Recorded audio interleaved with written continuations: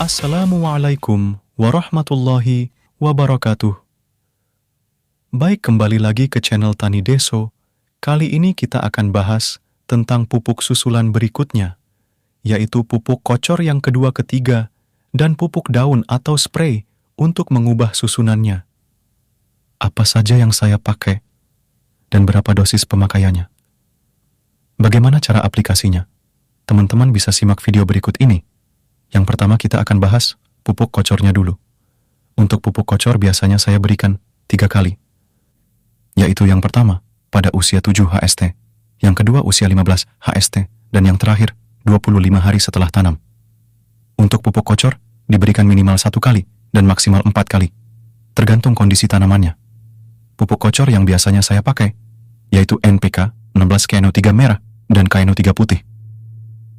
Untuk perlakuan pertama bisa diberikan KNO3 merah yang nitrogennya dalam bentuk nitrat pupuk ini, termasuk pupuk yang aman untuk mencegah jamur.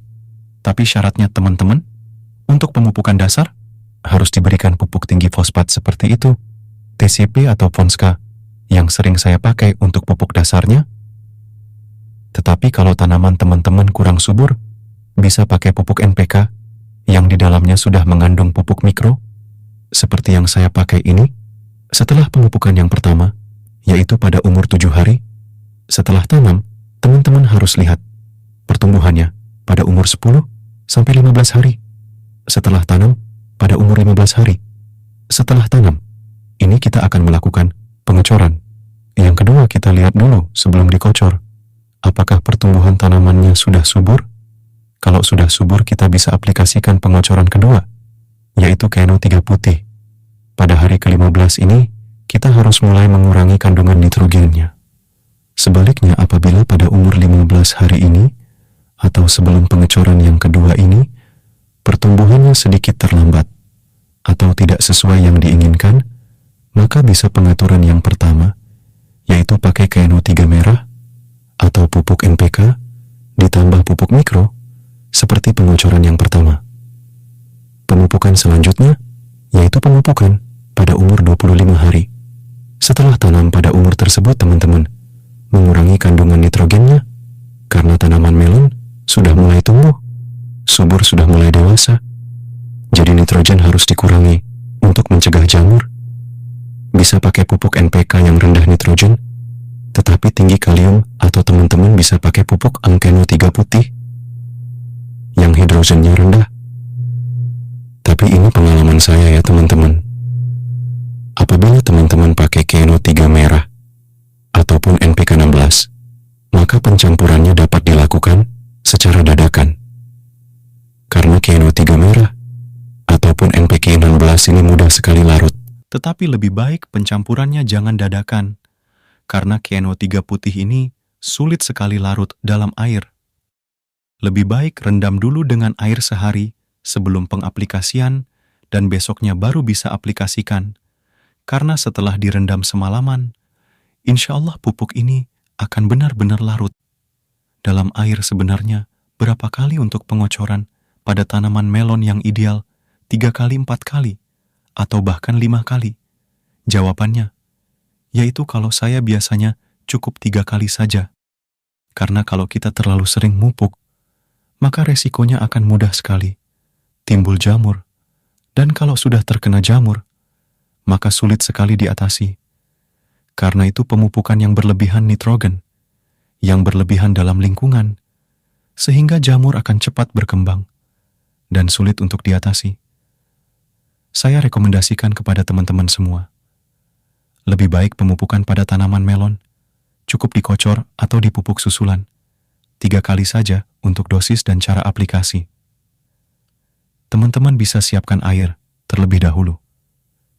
Air tidak boleh dari air irigasi atau air sungai. Air ini harus air bersih, air yang dari sumur. Selanjutnya, yaitu pupuk daun atau spray untuk pupuk daun pantangannya. Yaitu jangan sekali-kali teman-teman aplikasikan NPK dengan cara dispray pada daun. Karena apabila dispray daun pada tanaman, teman-teman akan terbakar dan akan mati. Untuk pemberian nutrisi, pupuk mikro atau pupuk pelengkap. Untuk pupuk mikro, ada beberapa merek dagang yang teman-teman bisa pakai. Java Green, Gandasil, dan banyak juga yang lain. Untuk aplikasinya, biasanya saya aplikasi 3-4 kali. Untuk aplikasi yang pertama biasanya, saya spray pada umur 15, high state buat tujuan dari penyemprotan pupuk mikro ini untuk memaksimalkan pertumbuhan daun batang dan perakaran tanaman. Karena aplikasinya dispray pada daunnya secara langsung, maka biasanya hasil dari penyemprotannya akan cepat sekali terlihat. Biasa akan semakin hijau, pertumbuhannya akan semakin cepat penyemprotan. Selanjutnya yaitu umur 30 HST, ini saya pakai pupuk MKP, yang tinggi kalsium dan fosfat tujuan dari penyemprotan pupuk, yaitu untuk merangsang pertumbuhan bunga dan pembentukan buah. Untuk dosis pupuk MKP ini, saya aplikasikan biasanya 2-3 sendok makan atau setara 45 gram per 16 liter penyemprotan. Selanjutnya yaitu pada umur 35 hari. Setelah tanam untuk pupuk yang saya pilih, pada umur 35 ST ini, yaitu pupuk yang mengandung tinggi kalsium.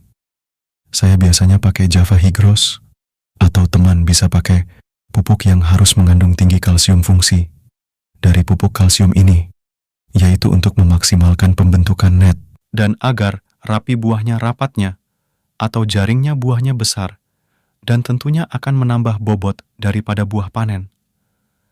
Aplikasi pupuk daun tidak boleh langsung dosis tinggi, maksimal 2 sendok, dan jangan terlalu sering juga. Biasanya interval yang cara pakainya itu 10 hari dengan pupuk yang sama, atau 5 hari dengan pupuk yang berbeda.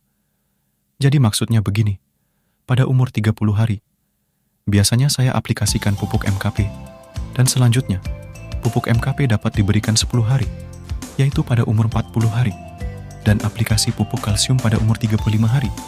Akan diberikan lagi pupuk kalsium selanjutnya, pada umur 45 hari, jadi pupuk yang sama, yaitu 10 hari, atau 5 hari pada pupuk yang berbeda.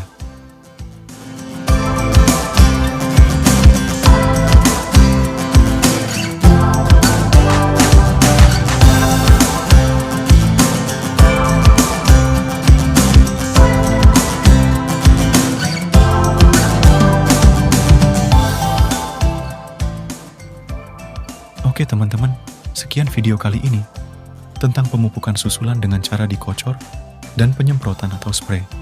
Jangan lupa subscribe dan like channel Tani Deso.